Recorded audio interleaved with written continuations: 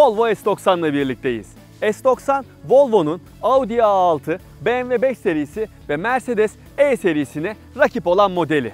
Yani çok ciddi Alman rakipleri karşısında mücadele ediyor diyebiliriz S90 için. Bu araç S80'in yerini aldı ama çok iddialı bir şekilde geldi ve onun hakkında anlatacak çok fazla şey var. O yüzden lafı hiç uzatmıyorum ve S90'ı incelemeye başlıyorum. Hadi gelin.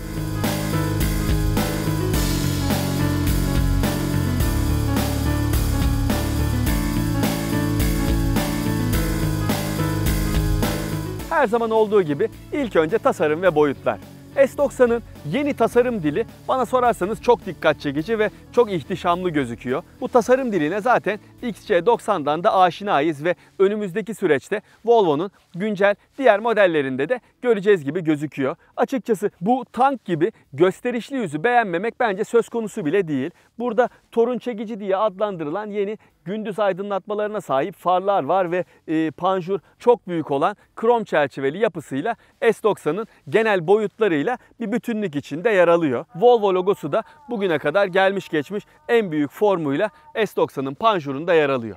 Profiline bakacak olursak boyutları itibariyle S90'ın sınıfındaki rakiplerden daha uzun, daha geniş ve daha alçak olduğunu gözlemleyebiliyorsunuz. Bu araçta 20 inçlik jantlar var ve hakikaten devasa olan boyutlarıyla otomobilin bu geniş olan gövdesiyle çok iyi bir şekilde uyum sağlamış vaziyette. Tabii kendi zevkinize göre daha farklı tasarıma sahip jant seçme imkanınız da var.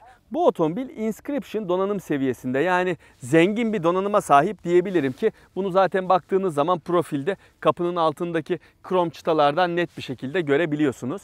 Bir de arkasına bakalım S90'ın. Açıkçası renkler ve zevkler tartışılmaz. Otomobilin önü için beğenmeyecek kişi olmayacaktır kadar iddialı konuşmuştum. Fakat arkası için ne yazık ki aynı şeyi söyleyemem. S90'ın arkası bana sorarsanız önüne kıyasla biraz daha sade, biraz daha olgun, biraz daha yaşlı gözüküyor. Ama bu tabii ki benim kişisel görüşüm. Sizler de S90'ın tasarımı ile ilgili kendi görüşlerinizi videonun altına yorum olarak bırakabilirsiniz. Burada C formlu stop lambaları dikkat çekiyor ama çok büyük bir formdalar. Burada aracın motorunun D5 olduğunu gösteren ve 4 tekerlekten çekiş sistemine sahip olduğunu gösteren ibareler var ve Volvo'nun kocaman marka ibaresi de bagajın neredeyse büyük bir bölümünü kaplayacak şekilde buraya yerleştirilmiş. S90 her ne kadar ağırbaşlı bir model olsa da yine burada bagajın üstünde bir tane spoiler ve otomobilin gücü hakkında ipuçları veren tamponun sağında ve solunda yer alan egzoz çıkışları yer alıyor. Bakalım S90'ın bagaj kapağının altında nasıl bir yükleme hacmi sunuluyor. Burası normal şartlarda 500 litrelik bir hacme sahip. Yerleşim olarak gayet düzgün gözüküyor. Fakat yükleme eşiği zeminden bir 10-15 santim kadar yukarıda. Yani buraya büyük eşyalarınızı yükleyip çıkarırken belki zorlanabilirsiniz ama genel anlamda bakacak olursanız gayet kullanışlı gözüküyor. Yükleme ağzının geniş olması S90'ın bagajının fonksiyonelliğini arttırıyor bence. Şimdi arka koltuklara geçme ve oradaki yaşam alanından bahsetme zamanı. Hadi gelin. Otomobilin boyutlarının sınıfındaki rakiplerinden daha geniş olduğunu söylemiştim. Bu diz mesafesi anlamında kendini çok net bir şekilde ortaya koyuyor. Bakıyorsunuz burada bir karışlık bir diz mesafesi var. Bu koltuk benim ideal sürüş pozisyonuma ayarlanmış vaziyette ve ben 1.78 boyundayım. Görmüş olduğunuz gibi benim arkamda oturacak olan yolcu gayet konforlu bir şekilde burada seyahat edebilir. Baş mesafesine bakacak olursak burası da gayet iyi gözüküyor ki dimdik oturduğum şekilde bile kafam burada tavana değmiyor.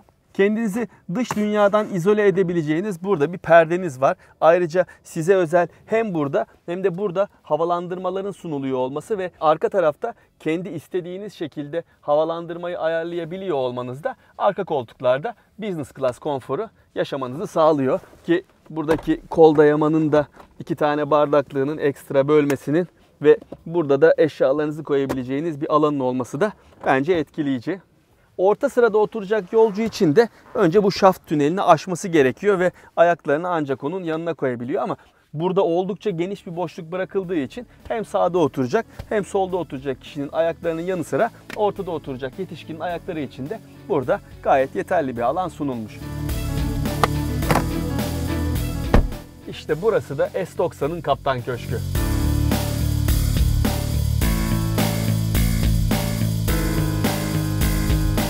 S90'ın kokpitine girer girmez bir kere burada son derece kaliteli malzemelerle karşılaşıyorsunuz. Kokpitin üstü deri kaplanmış vaziyette. Hatta burada gerçek ahşaptan yapılma parçalar var. Aynı şekilde buradaki sürgülü kapaklı göz bile hakikaten gerçek ahşaptan yapılmış. Çok şık görünüyor. Ayrıca buradaki metal kaplamalar ve parlak siyah parçalar da kokpitin son derece elit görünmesini sağlıyor. Bu dokunmatik ekranı zaten daha önce yapmış olduğum XC90 testinden de hatırlıyorsunuz. Hakikaten dokunmatiğin hassasiyeti son derece iyi. Tıpkı bir iPad kullanıyormuşsunuz gibi bunu yönetebiliyorsunuz. Çok kısa bir alışma sürecinden sonra bu ekranı gayet kolay bir şekilde kullanıyorsunuz ki hareket halindeyken bile dokunmatik olmasına rağmen bu kadar kolay kullanılabiliyor olması bence övgüyü hak ediyor. Küçük eşya gözleri anlamında bu kapaklı gözlerin altında gayet geniş yerler var. Buralara bozuk paralarınızı koyabilirsiniz. Burada 2 tane bardaklık ve ekstra bir alan sunuluyor. Ayrıca bir tane de kol dayama var ama onun sadece küçük bir kol dayama olduğunu da belirtmem lazım. Torpido gözüne bakacak olursak burası da gayet geniş ve soğutma özelliği var ama böylesine soğuk kış günlerinde herhangi bir şeyi soğutmak isteyeceğinizi açıkçası zannetmiyorum. Koltuklara bakacak olursak bu koltukların da hem derisi çok iyi hem de çok konforlu bir yapıdalar. Sürücüyü gayet iyi bir şekilde içinde tutmayı başarıyor koltuklar. Bunları çok beğendiğimi söyleyebilirim ama bu otomobilde en çok beğendiğim özelliklerden bir tanesi ise kesinlikle Bowers & Wilkins ses sistemi. İnanılmaz bir ses kalitesine sahip, inanılmaz bir çıkışa sahip. Ben açıkçası rakamsal olarak onlardan pek anlamam ama otomobilin içinde gerçekten bir konser dinliyormuşçasına müzik ziyafeti yaşayabiliyorsunuz. Tabi bunu almak için çok büyük paralar ödeyecek olsanız da yine de eğer bir S90 alacaksanız veya bir XC90 alacaksanız bence olmazsa olmaz aksesuarlardan bir tanesi kesinlikle bu müzik sistemi. İç mekanla alakalı geri kalan kısımlara zaten sürüş esnasında değinebilirim ki pek de bir şey kaldığını zannetmiyorum. Artık S90'la sürüş kısmına geçebiliriz. Hadi başlayalım.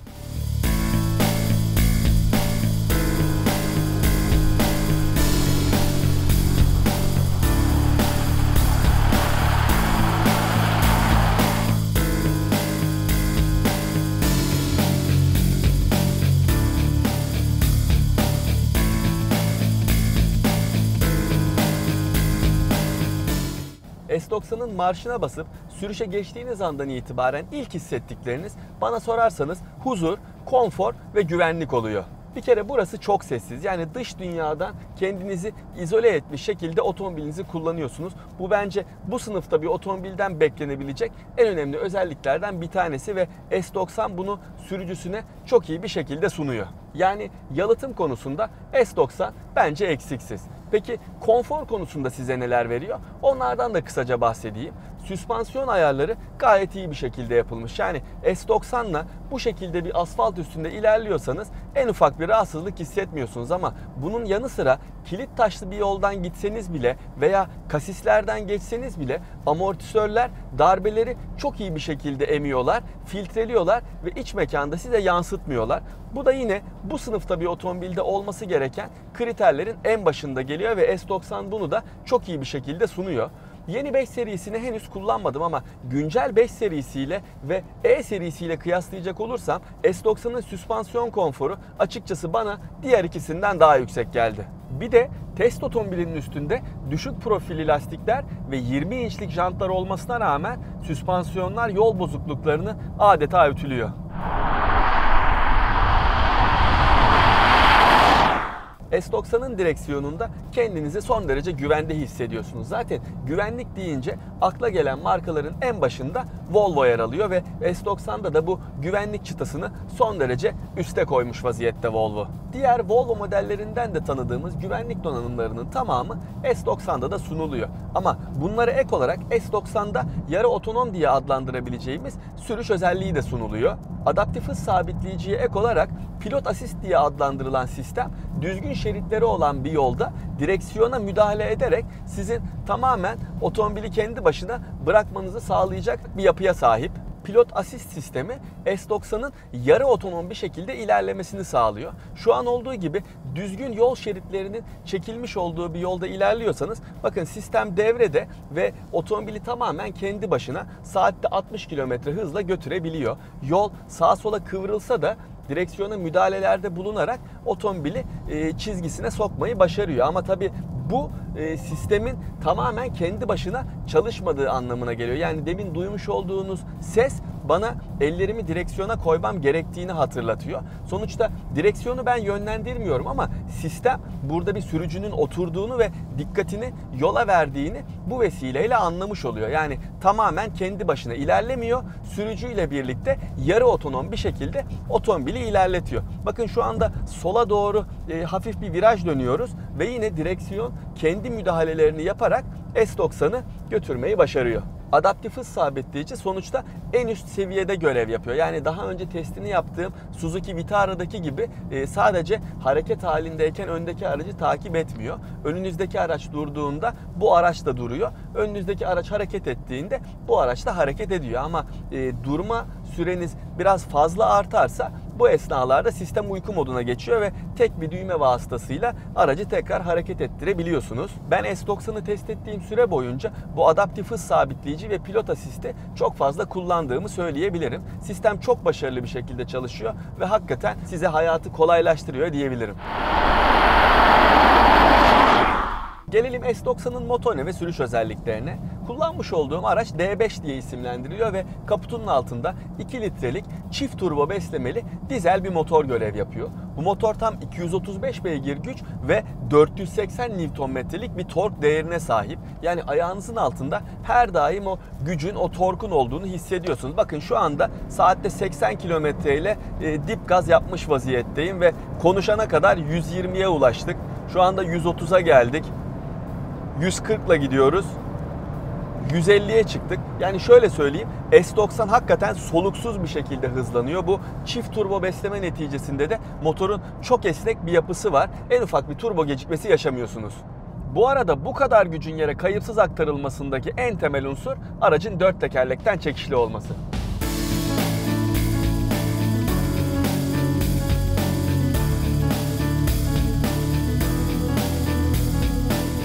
Motor S90'da 8 kademeli tork konvertörlü otomatik bir şanzımanla birlikte kullanılıyor. Şanzımana isterseniz bu vites kolu üzerinden manuel müdahalelerde bulunabiliyorsunuz. Ama ne yazık ki direksiyonun arkasında kulakçıklar olmadığı için buradan manuel olarak kumanda etme imkanınız yok. Ama zaten manuel kullanıma çok da ihtiyaç duymuyorsunuz. Çünkü şanzıman seçimlerini gayet yerinde gerçekleştiriyor. Fakat performanslı kullanmak istediğinizde dar virajlarda gidiyorsanız, yani ani vites düşürmeler, vites büyütmeleri ihtiyaç duyuyorsanız da hakikaten buradaki eksiklik hissediliyor.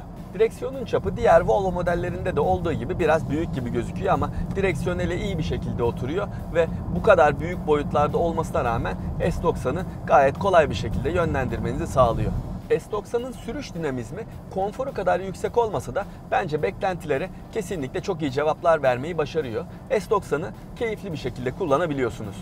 3 tane sürüş modundan istediğinizi seçip o anki modunuza göre aracı kullanabiliyorsunuz. Burada Eco, Comfort ve Dinamik olmak üzere 3 tane mod sunuluyor. Ben genellikle Comfort modunda kullandığımı söyleyebilirim. Ama Dinamik moda aldığınız zaman da otomobilin hakikaten biraz daha atak, biraz daha istekli olduğunu hissediyorsunuz. Yani gaz tepkileri, vites değişimleri biraz daha keskinleşiyor bu esnalarda ve daha dinamik sürüşler yapabiliyorsunuz.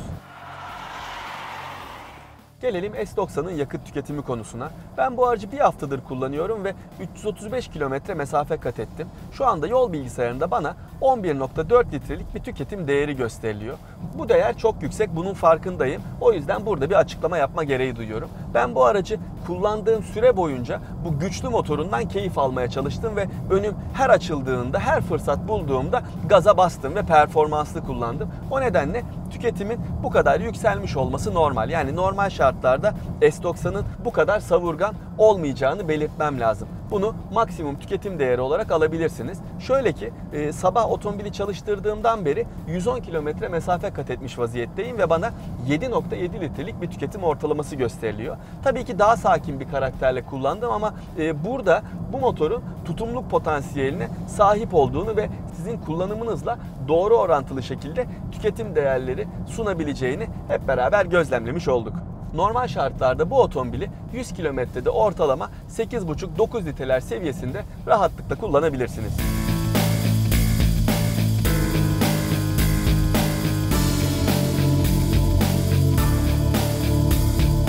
Bakalım S90 sıfırdan 100 km hıza kaç saniyede çıkıyor?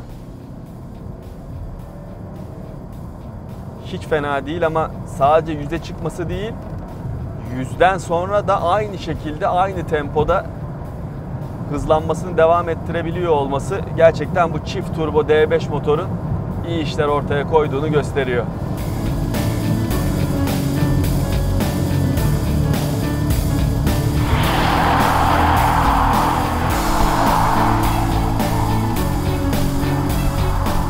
Volvo S90 konfor, kalite, güvenlik ve performans anlamında gayet iyi işler ortaya koyuyor. Yani bu 4 parametreye bakarak S90'ın 4 dörtlük bir otomobil olduğunu söyleyebiliriz. Ama bir de işin fiyat kısmı var. Özellikle Alman rakiplerinin daha düşük silindir hacmine sahip motorlarının olduğu veya gelecekte olacağı, fakat S90'ın sadece 2 litrelik motorla satıldığını dikkate alacak olursanız fiyat anlamında S90'ın hiçbir zaman çok cazip bir seçenek olmayacağını gözlemlemiş oluyoruz.